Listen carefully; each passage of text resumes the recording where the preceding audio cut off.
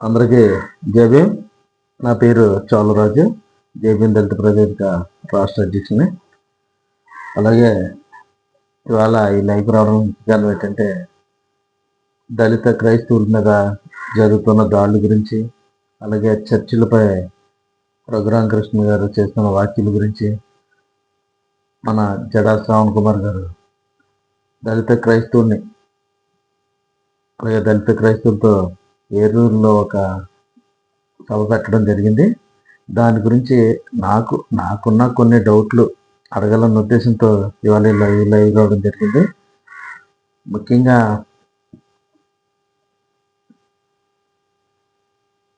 సభ బాగానే పెట్టారు.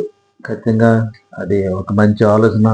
మన జడ శ్రావణ్ కుమార్ గారికి, మాకు, అలాగే ఆ జేబీఎం భారత పార్టీలో ఉన్న అందరితోనూ కూడా నాకు అనుబంధాలు ఉన్నాయి. అలాగే ఈ సభ గురించి నాకున్న కొన్ని డౌట్లు తెలుసుకోవాలనే ఉద్దేశంతో దీన్ని పెట్టడం జరిగింది.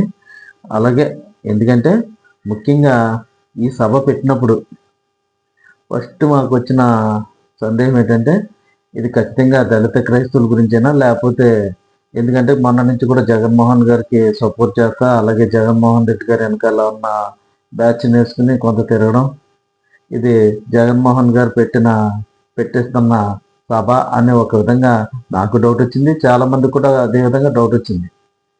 ఎందుకంటే అక్కడ ఎవరైతే ఎక్కువగా వైసీపీకి భజన చేస్తారో, వీళ్ళు ఎక్కువగా వైసీపీ తరఫున సోషల్ మీడియాలో యాక్టివ్గా ఉంటారో వాళ్ళతోనే దీని ప్రసారం గట్టిగా జరిగింది.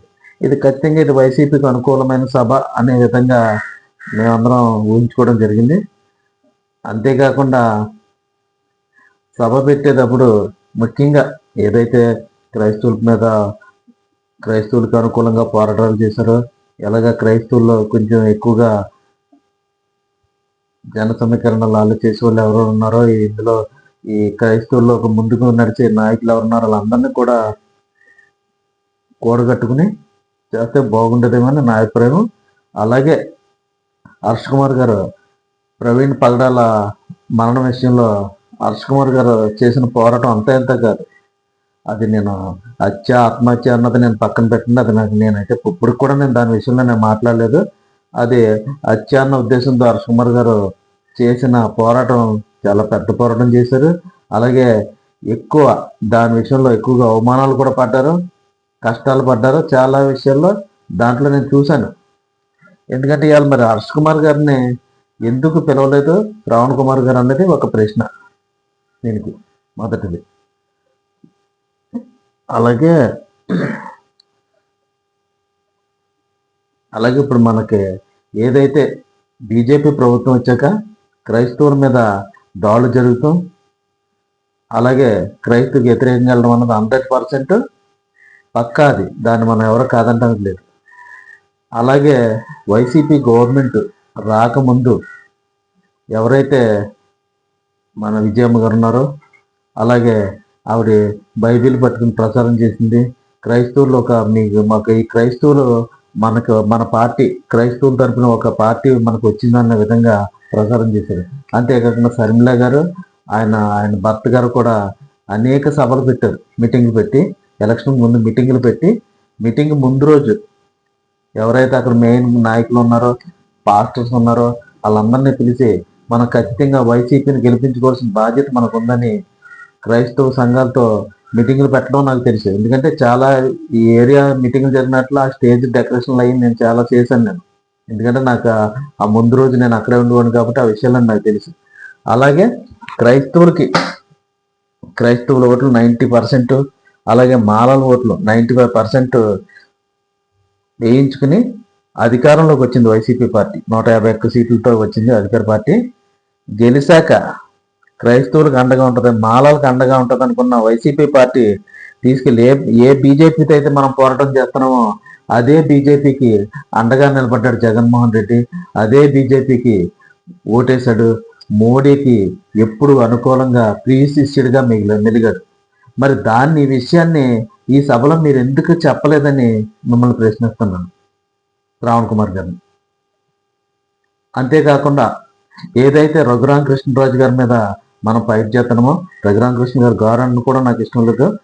ఎవరైతే అతనికి ఏదో పదం ఉంది కాబట్టి గౌరవన్నాను. అతను చేసి నోటు దురుసు నేను ఖచ్చితంగా అతన్ని వ్యతిరేకిస్తాను.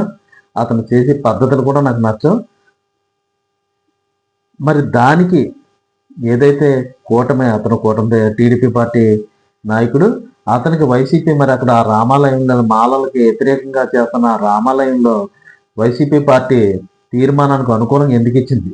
దాని మీద మీరు శ్రావణ్ కుమార్ గారు ఎందుకు మాట్లాడలేదు? 2. అంతేకాకుండా అక్కడ మీరు ఖచ్చితంగా ఒక మంచి మాట అన్నారు, నేను ఉప ముఖ్యమంత్రిని అవుతాను, చూస్తా ఉండని ఛాలెంజ్ చేశారు. అంటే ఉప ముఖ్యమంత్రిని ఛాలెంజ్ చేశారంటే మీరు పార్టీ పెట్టారు కాబట్టి అది అధికారంలో వస్తే మీరు ముఖ్యమంత్రి అవుతారు. మరి ఉప ముఖ్యమంత్రి అవుతారు అంటే మీరు ఏ పార్టీతో సపోర్ట్ చేస్తున్నారు? అది ప్రజలకి అది కూడా తెలియజేస్తే బాగుంటుంది అన్నది నాది ఇంకొక ప్రశ్న. అంతేకాకుండా ఇవాళ మీరు వైసీపీకి అక్కడ ఏదైతే పార్టీ ఉందో దానికి ఇవాళ మేమందరినీ ఒక బీజేపీ మీద లేకపోతే కూటమి మీద క్రైస్తవులందరూ ఏదో వ్యతిరేకత తీసుకొచ్చి కదా, వ్యతిరేకమే. బీజేపీకి కూటమికి క్రైస్తవులు వ్యతిరేకమే. కానీ ఏమీ చేయని ఈ ఓట్ బ్యాంక్ తీసుకెళ్లి జగన్మోహన్ రెడ్డికి వేయడానికి మీరు చేస్తున్న ప్రయత్నం అని నాకు అనిపించింది. ఇవాళ ఇప్పుడు ఎవరో ఆ కూటమి నాయకులు ఎవరో బూతులు తిట్టారు. మీకు చట్టం తెలుసు. ఆ చట్టం ప్రకారం వాళ్ళ మీద కేసులు కట్టించవచ్చు కదా. ఆడెవడో మనోహర్ దాస్ ఎవరు ఉన్నాడు, ఆడు బండ బూతులు యేసుప్రభుని తిట్టారు, అలాగే హిందువులను తిట్టారు, ఇది క్రైస్తవులను తిట్టారు, వచ్చి బూతులు తిట్టాడు. దాని మీద అతని మీద కేసు పెట్టచ్చండి. ఇప్పుడు ఈ మన రావణ్ గారి మీద ఎలాగైతే కేసులు పెట్టారో అతని మీద మేము పెడతాం కేసులు అవసరమైతే. మీరు వెనకాలండి అతను అరెస్ట్ చేసే విధంగా మీరు పోరాడడం, మేము కూడా పోరాడతాం. మనకి అక్కడ ఏదైతే క్రైస్తవులు పోరాటం చేస్తున్నారో ఆ క్రైస్తవులకి మనం అక్కడ ఇవ్వాల్సిన సందేశం ఏంటంటే, ఈ రాజకీయ పార్టీలన్నీ కూడా ఏదైతే చెట్టు ఉందో, బీజేపీ అనే వృక్షం ఉందో, ఆ వృక్షం కొమ్మలే ఈ జనసేన, టీడీపీ, వైసీపీ అనే కొమ్మలని చెప్పి మనం అందరం ఒక శక్తిగా ఏర్పడి మనం ఒక పోరాటం చేయాలనే సందేశం ఇవ్వాల్సిన సమయంలో మీరు అది ఇవ్వలేదు. ఖచ్చితంగా జగన్మోహన్ రెడ్డి ఏమీ మనకు క్రైస్తవులకు అనుకూలం కాదు. బీజేపీకి అనుకూలమైన వ్యక్తే జగన్మోహన్ రెడ్డి. అంతేగాని జనసేనను లేకపోతే టీడీపీ అదేం కాదు. టీడీపీ జనసేన మనకు కత్తితో కోస్తే తడిగుడ్డతో గొంతు కోసేవాడు జగన్మోహన్ రెడ్డి. అంతేగాని క్రైస్తవులకి ఏమీ మాకు జగన్మోహన్ రెడ్డి ఏమి అనుకూలం కాదు. క్రైస్తవుల ఓట్లు మాలల ఓట్లతో గెలిచిన జగన్మోహన్ రెడ్డి రెండింటికి ఖచ్చితంగా అన్యాయం చేశాడు జగన్మోహన్ రెడ్డి. అందుకే వాళ్ళ ప్రజలేం అమాయకులు కాదు. సోషల్ మీడియాలో ఏదో రెచ్చిపోతే వినేసి రకాలేం కాదు. ప్రజలు బాగా ఆలోచించారు, ఈ మైండ్ సెట్ అర్థం చేసుకున్నారు, జగన్మోహన్ రెడ్డి మైండ్ సెట్ అర్థం చేసుకున్నారు. అందుకే 11 సీట్లుగా పరిమితం చేశారు.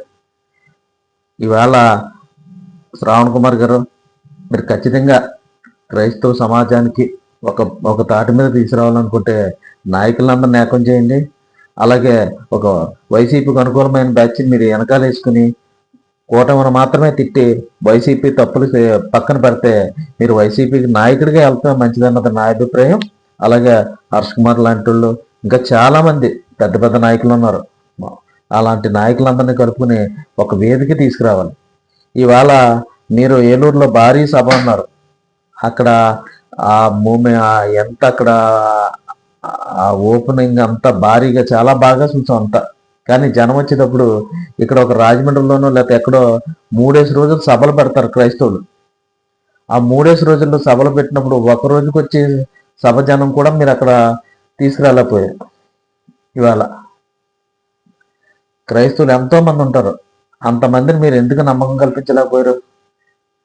మీరు ఖచ్చితంగా మీరు ఇదే నిజంగా పార్టీలన్నిటి మీద, టీడీపీ మీద, జనసేన మీద, వైసీపీ మీద ఏదైతే మనకి వ్యతిరేకత చూపించాయో అన్నిటి మీద కూడా పోరాటం చేసి క్రైస్తవులందరినీ కూడా ఒక శక్తిగా తీసుకొచ్చే ఉద్దేశం ఉంటే ఇవాళ అందరినీ కలుపుకుని క్రైస్తవ పెద్దల్ని, నాయకులందరినీ తీసుకుని మీరు మళ్ళీ ఒక సభ పెడతానికి ట్రై చేయండి. అంతేకాకుండా గతంలో మణిపూర్ సంఘటనలో ఎన్నో భయంకరమైన సంఘటనలు జరిగినాయి. అక్కడ ఎప్పుడైనా ఈ జగన్మోహన్ రెడ్డి మా నోరిప్పడా బైబిల్ పట్టుకుని ప్రచారం చేసిన విజయమ్మ నోరిప్పిందా? మీరు దాన్ని ఎందుకు చూపించలేకపోయారు, అక్కడ మాట్లాడలేకపోయారు? ఇవాళ మీరు ఖచ్చితంగా లోపాయకరంగా వైసీపీతో మీరు కమిట్ అయ్యారు. దాని విషయంలోనే ఇవన్నీ చేస్తున్నారని నా అభిప్రాయం. ఖచ్చితంగా జాతి కోసమో లేకపోతే ఈ క్రైస్తవ సమాజం కోసమో నిజంగా పార్టీలను పక్కనెట్టి మీరు పోరాటం చేస్తే మేమందరం మీతో పాటు మేము కలిసి నడవడానికి సిద్ధమే. అంతేగాని ఏరే ముసుగులో వేరే పోరాటాలు చేస్తే మేము దాన్ని ఖచ్చితంగా వ్యతిరేకిద్దామని తెలియజేసుకుంటూ జై భీమ్.